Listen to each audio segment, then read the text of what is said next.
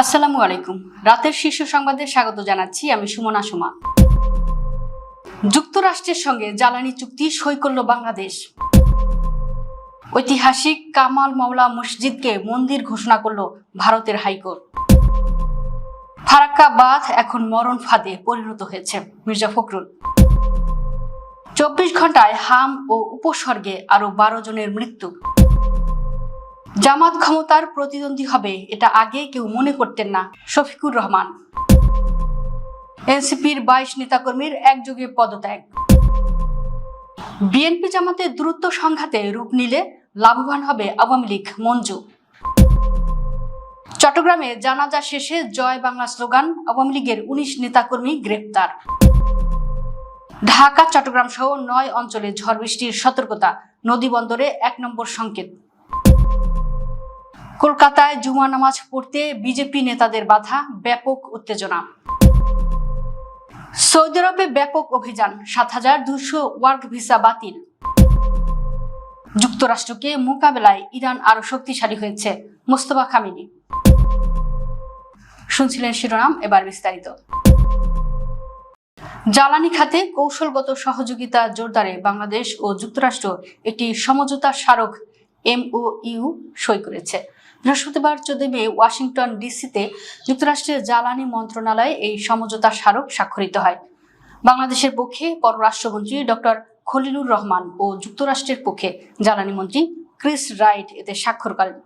ওয়াশিংটনে বাংলাদেশ দূতাবাসের এক সংবাদ বিজ্ঞপ্তিতে এ তথ্য জানানো হয়।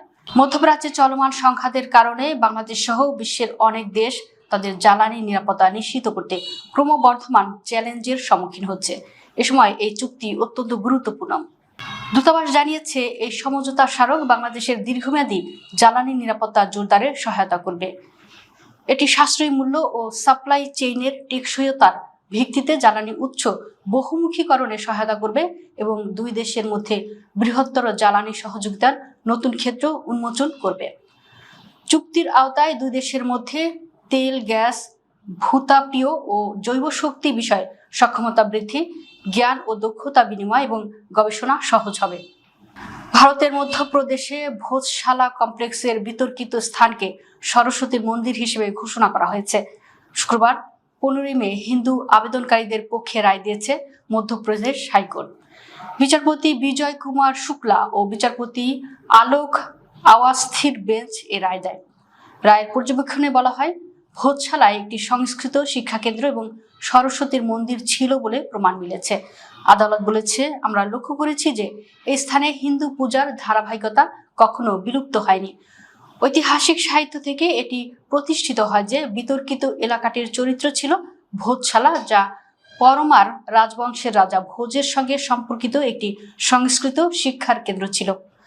আদালত মুসলিম সম্প্রদায়কে জেলায় একটি মসজিদ নির্মাণের জন্য পৃথক জমি বরাদ্দের জন্য রাজ্য সরকারের কাছে আবেদন করার আহ্বান জানিয়েছে।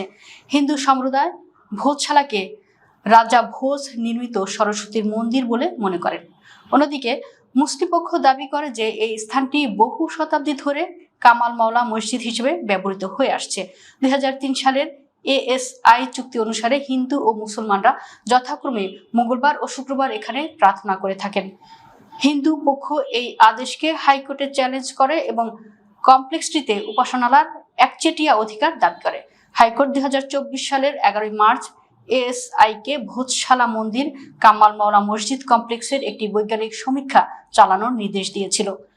SI সেই বছরের 22 মার্চ সমীক্ষা শুরু করে এবং 98 দিনব্যাপী একটি বিস্তারিত সমীক্ষার পর আদালতে তাদের প্রতিবেদন জমা দেয়।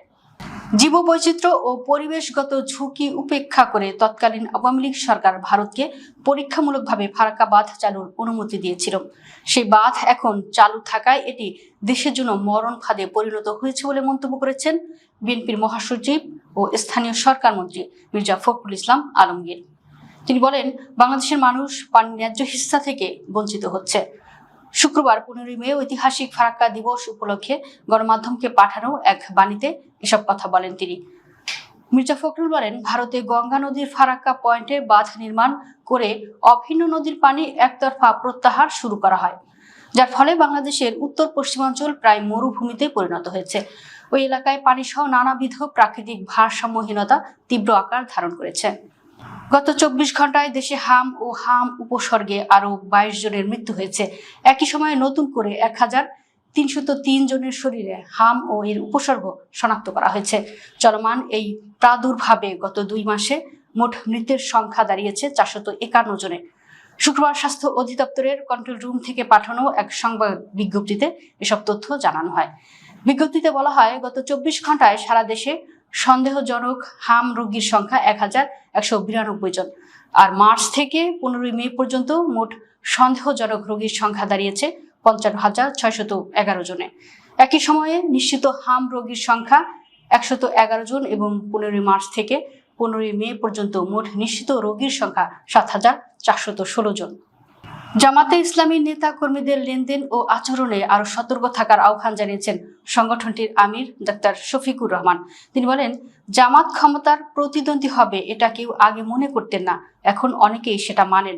শুক্রবার 15 মে রংপুর মডেল কলেজ মিলনায়তনের রংপুর দিনাজপুর অঞ্চলের জেলা উপজেলা ও থানা আমির সম্মেলনে একথা বলেন। জামাত আমির বলেন, 2টা সার্চ লাইট আপনাদের দিকে এখন তাক করা আছে, একটা আল্লাহ তাআলার আর একটা জনগণের। এই দুইটাকেই সম্মান ও সমীহ করতে হবে। সাদা কাপড় যারা পরে তারা খুবই সতর্ক থাকে যে যেন কোনো দাগ না লাগে, কিন্তু অল্প দাগ লাগলেও ভাসে বেশি, দৃশ্যমান হয় বেশি। আপনারা সাদা কাপড়, দাগ লাগলে খবর আছে। কিন্তু জাতীয় নাগরিক পার্টি এনসিপির সদ্য ঘোষিত চট্টগ্রাম মহানগর আহ্বায়ক কমিটি থেকে একযোগে 22 নেতাকর্মী পদত্যাগ করেছেন। তাদের মধ্যে একাধিক যুগ্ম আহ্বায়ক, যুগ্ম সদস্য সচিব, সহ সাংগঠনিক সম্পাদক ও সদস্য রয়েছেন। শুক্রবার 15 মে সকালে পদত্যাগের বিষয়টি নিশ্চিত করেছেন বর্তমান কমিটির দপ্তর সম্পাদক মোহাম্মদ রাফসান জানি রিয়াজ। বৃহস্পতিবার মীর মুহাম্মদ সোয়াইবকে আহ্বায়ক এবং আরিফ মঈনুদ্দিনকে সদস্য সচিব করে 168 সদস্যের এই কমিটি ঘোষণা করা হয়। পদত্যাগী নেতাদের অভিযোগ, কমিটিতে অযোগ্য ও বিতর্কিত ব্যক্তিদের গুরুত্বপূর্ণ পদে রাখা হয়েছে। পাশাপাশি কয়েকজন দায়িত্বশীল নেতার বিরুদ্ধে চাঁদাবাজি, টাকার বিনিময়ে পদ বাণিজ্য, নারী কেলেঙ্কারি ও মামলা বাণিজ্যের মাধ্যমে অর্থ উপার্জনের মতো গুরুতর অভিযোগ তুলেছেন তারা। বিএনপি জামাতের মধ্যে দূরত্ব সংঘাতে রূপ নিলে আওয়ামী লীগ লাভবান হবে বলে মন্তব্য করেছেন আমার বাংলাদেশ পার্টির AB party chairman Mujibur Rahman Manju. শুক্রবার 15 মে বন্দরনগরী চট্টগ্রামে মহানগর এবি পার্টির সংগঠক সমাবেশে প্রধান অতিথির বক্তব্যে তিনি এই মন্তব্য করেন। মুজিবুর রহমান মঞ্জু বলেন, 1991 সালে জামাতের সমর্থন নিয়ে বিএনপি সরকার গঠন করেছিল। পরবর্তীতে শিক্ষা প্রতিষ্ঠানের ছাত্র সংগঠনগুলোর প্রভাব বিস্তারকে কেন্দ্র করে তাদের মধ্যে বৈরী সম্পর্ক তৈরি হয় এবং একাধিক রক্তক্ষয়ী সংঘর্ষের ঘটনা ঘটে। 2001 সালে বিএনপি ও জামায়াত আবারও জোটবদ্ধ হয় এবং দীর্ঘ সময় ধরে ক্ষমতায় অংশীদারিত্ব ও রাজনৈতিক আন্দোলনে একে অপরের সহযোগী হিসেবে ভূমিকা পালন করে। তিনি আরো বলেন, বর্তমান রাজনৈতিক প্রেক্ষাপটে উভয় দল আবারও মুখোমুখি অবস্থানে চলে যাচ্ছে। এই দূরত্ব যদি সংঘাতে রূপ নেয় তবে তা স্বাভাবিকভাবেই পতিত ফেসিবাদী আওয়ামী লীগকে রাজনৈতিকভাবে লাভবান করবে। চট্টগ্রাম নগরীর জামিয়াতুল ফালাহ জামে মসজিদ মাঠে সাবেক মন্ত্রী ইঞ্জিনিয়ার মোশাররফ হোসেনের জানাজা শেষে জয় বাংলা স্লোগান দিয়ে মিছিল করার অভিযোগে কার্যক্রম নিষিদ্ধ আওয়ামী লীগ ও এর অঙ্গ সংগঠনের 19 নেতা কর্মীকে গ্রেফতার করেছে পুলিশ। এ ঘটনায় সন্ত্রাস বিরোধী আইনে মামলা দায়ের করা হয়েছে।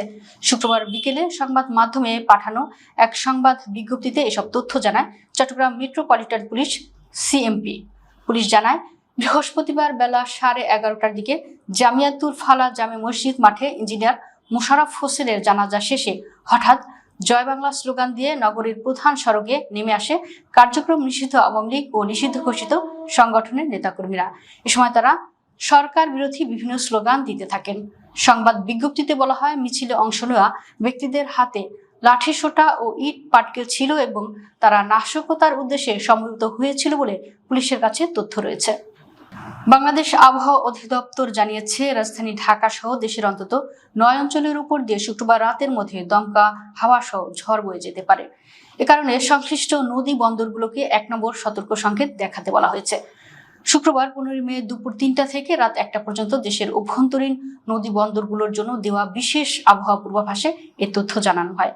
পূর্বাভাস অনুযায়ী রংপুর, কুষ্টিয়া, পাবনা, বগুড়া, টাঙ্গাইল, ময়মনসিংহ, ঢাকা, কুমিল্লা ও সিলেট অঞ্চলের উপর দিয়ে পশ্চিম অথবা উত্তর পশ্চিম দিক থেকে ঘন্টায় 45 থেকে 60 কিলোমিটার বেগে অস্থায়ী দমকা কিংবা ঝোড়ো হাওয়া বয়ে যেতে পারে।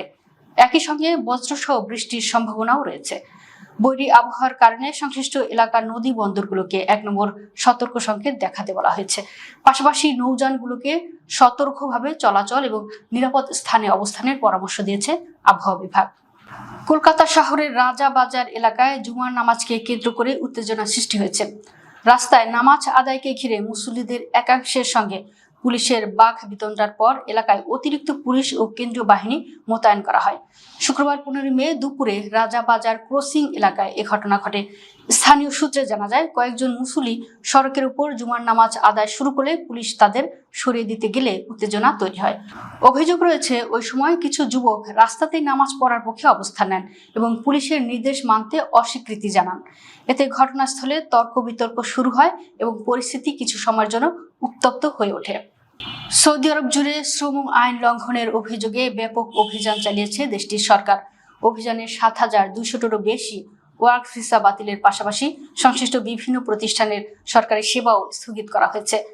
গালফ নিউজের প্রতিবেদনে বলা হয়েছে, সৌদি আরবের মানব সম্পদ ও সামাজিক উন্নয়ন মন্ত্রণালয় দেশব্যাপী পরিদর্শনে বিপুল সংখ্যক শ্রম সংক্রান্ত অনিয়ম শনাক্ত করার পর এই পদক্ষেপ নেয়। মন্ত্রণালয় জানিয়েছে, তাদের পর্যবেক্ষণ টিম ও স্মার্ট মনিটরিং সিস্টেমের মাধ্যমে প্রায় 91,000 সন্দেহজনক ঘটনা তদন্ত করা হয়।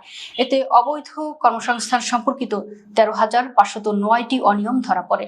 এসব অনিয়মের জেরে সংশ্লিষ্ট প্রতিষ্ঠানগুলোর দেওয়া 7,200-টিরও বেশি ওয়ার্ক ভিসা বাতিল করা হয়েছে। যুক্তরাষ্ট্রকে মোকাবেলা ইরানকে আরো শক্তিশালী করেছে বলে মন্তব্য করেছে দেশটির সর্বোচ্চ নেতা আয়াতুল্লাহ মোস্তফা খামেনি। শুক্রবার 15 মে জাতীয় ফার্সি ভাষা সংরক্ষণ দিবস এবং খ্যাতিমান কবি ফেরদৌসিকে স্মরণ করে দেওয়া এক বিবৃতিতে খামেনি এ মন্তব্য করেন। তিনি বলেন, সাম্প্রতিক পবিত্র প্রতিরোধে যুক্তরাষ্ট্র জায়নবাদী আগ্রাসনের বিরুদ্ধে ইরান প্রমাণ করেছে যে ফেরদৌসির কিংবদন্তির গল্পগুলো শুধু কল্পনা নয়, বরং সেগুলো ইরানিদের জীবনের বাস্তবতা এবং তাদের বীরত্বপূর্ণ চরিত্রের প্রতিফলন। খামেনি বলেন, ফেরদৌসির মহাকাব্য শাহনামার বীরত্বপূর্ণ ও পুরাণ প্রাণ ধারণাগুলো ইরানের সব জাতিগোষ্ঠী ও সামাজিক শ্রেণীকে ঐক্যবদ্ধ করেছে। ইরানি পুরাণে জাহাককে অশুভ শক্তির প্রতীক হিসেবে বিবেচনা করা হয়। খামেনি এই প্রতীক ব্যবহার করে বিদেশি আগ্রাসনের বিরুদ্ধে প্রতিরোধের বার্তা দেন। দর্শক, ভিডিওটি শেষ পর্যন্ত দেখার জন্য আপনাকে অসংখ্য ধন্যবাদ। নিত্য নতুন ভিডিও পেতে আমাদের ইউটিউব চ্যানেলটি সাবস্ক্রাইব করুন এবং নিয়মিত নোটিফিকেশন পেতে বেল বাটনটি ক্লিক করুন। আমাদের ফেসবুক পেজটি ফলো করুন। এছাড়াও আমাদের ভিডিও লাইক, কমেন্ট ও শেয়ার করুন। আল্লাহ হাফেজ।